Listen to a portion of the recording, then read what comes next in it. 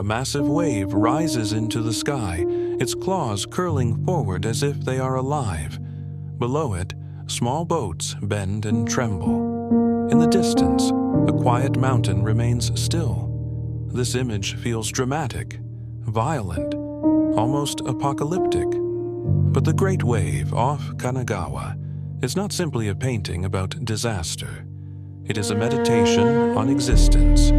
It was created around 1831 by Katsushika Hokusai, a Japanese artist who lived during the Edo period. Hokusai was not born into wealth or prestige. He changed his name more than 30 times throughout his life, each change marking a new artistic phase, a reinvention. He believed that true mastery arrived late in life. In his 70s, he famously wrote that everything he had created before the age of 70 was not worth serious attention. He died at 89. Even on his deathbed, he reportedly wished for just 5 more years so he could become a true artist. This restless pursuit of improvement is essential to understanding the Great Wave. The image belongs to a larger series called 36 Views of Mount Fuji. Mount Fuji is a sacred mountain in Japanese culture. It symbolizes endurance, spiritual stability, and eternity. Many artists before Hokusai depicted Fuji as large and dominant. Hokusai did the opposite. He made the mountain small. This choice alone transforms the meaning of the entire composition. The wave occupies most of the space. It towers above the boats and visually dwarfs Mount Fuji. Yet Mount Fuji remains calm, solid, unmoving. This establishes the central tension of the image: movement versus stillness, chaos versus permanence, moment versus eternity. The wave itself is frozen at the peak of its motion. It has not yet crashed, but it will. That suspended moment is crucial. Hokusai captures not impact, but anticipation. Anticipation is psychologically more powerful than impact. Fear is strongest before the event happens. The wave curves like a giant hand, its foam forming claw-like fingers. This was not accidental. Hokusai stylized the water so it resembles something alive. The ocean is not portrayed as passive scenery. It becomes an active force, almost a creature. This reflects traditional Japanese views of nature. Nature is not something humans dominate. Nature is something humans exist within. The small boats are long, narrow fishing vessels carrying fishermen. These men are not heroic. They are not individualized. We cannot see their faces. They do not fight the wave. They endure.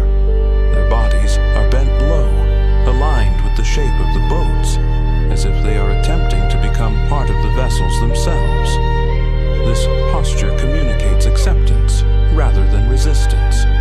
The fishermen are not portrayed as victims in a melodramatic sense. They are participants in a larger, natural rhythm. This perspective reflects Buddhist and Shinto philosophies present in Japanese culture. Life involves suffering. Impermanence is unavoidable. Human control is limited. Peace comes not from conquering reality, but from understanding one's place within it. Now, consider Mount Fuji. It sits quietly in the background, small but perfectly centered. While the wave seems enormous, Fuji is actually larger in reality. But perspective reverses their perceived sizes. This inversion suggests that what feels overwhelming in the moment may be small in the larger scheme of existence. The wave feels infinite. Fuji represents deep time. The mountain has existed for thousands of years. The wave exists for seconds. Hokusai places them together to remind us of scale. Human fear operates on short-time horizons.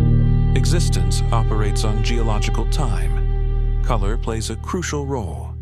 Hokusai used Prussian blue, a relatively new pigment in Japan at the time, imported from Europe. Unlike traditional blues that faded, Prussian blue was deep, durable, and intense. This pigment allowed Hokusai to create strong contrasts between light and dark areas of water, giving the wave volume and weight. Blue dominates the image. Blue suggests depth, coldness, vastness. But the foam at the crest is white. White in Japanese aesthetics often represents purity and transience. The foam is bright, delicate, and fleeting. The darkest blues lie beneath the surface, where the water is thick and heavy. This layering of color mirrors the structure of fear itself. Surface, panic. Underlying, force. Now, look at the sky. It is pale and calm. No storm clouds, no lightning. This is important. The danger is not coming from dramatic weather. The danger comes from ordinary nature. This suggests that catastrophe does not require spectacle. It can emerge from routine existence. Fishing was daily labor. The sea was familiar. The wave still rises.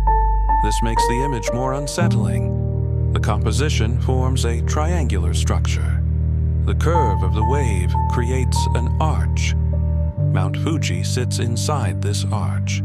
The boats form diagonal lines pointing toward the mountain. Eye is guided in a circular motion. Wave, boats, mountain, back to wave. There is no visual escape.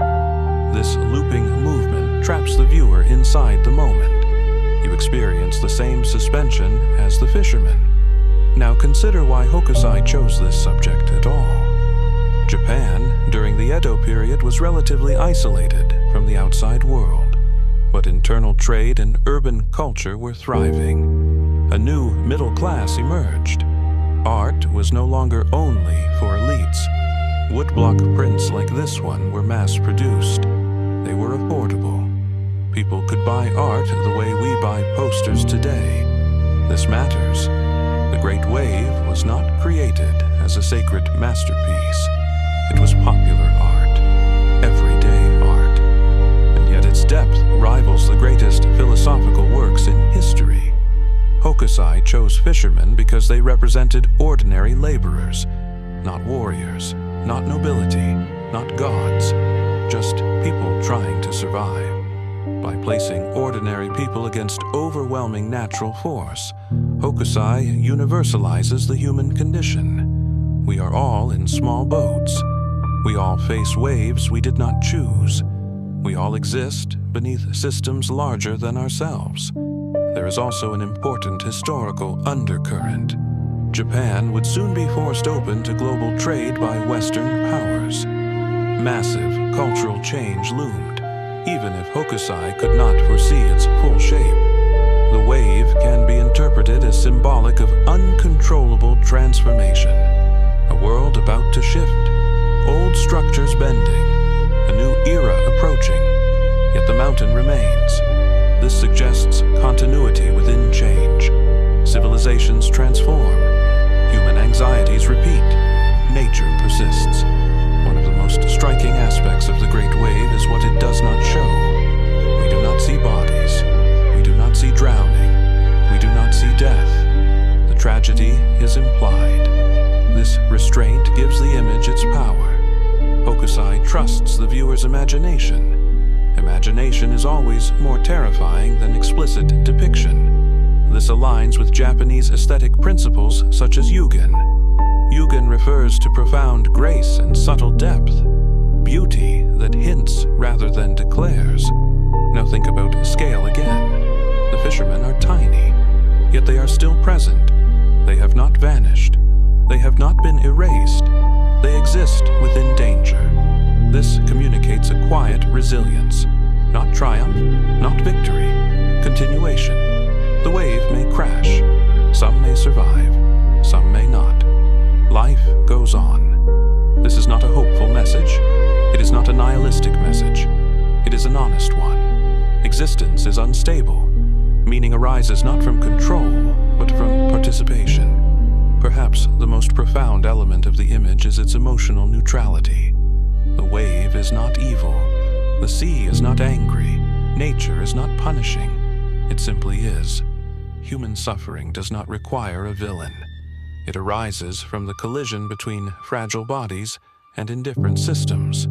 This idea feels modern, but Hokusai articulated it visually 2 centuries ago.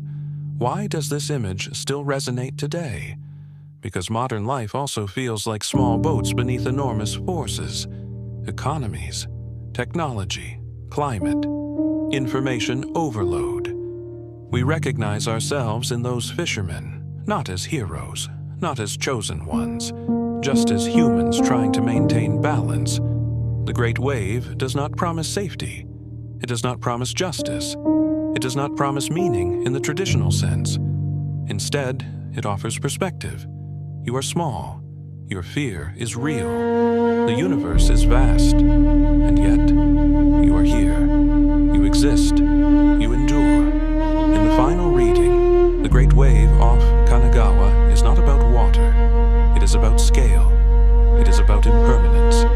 It is about the quiet courage of continuing to live inside forces you cannot command. A mountain watches. A wave rises. Boats bend. And life continues. That is the philosophy Hokusai carved into wood, inked onto paper, and handed to the future. And 200 years later, we are still standing in those boats, still looking up, still waiting, still human.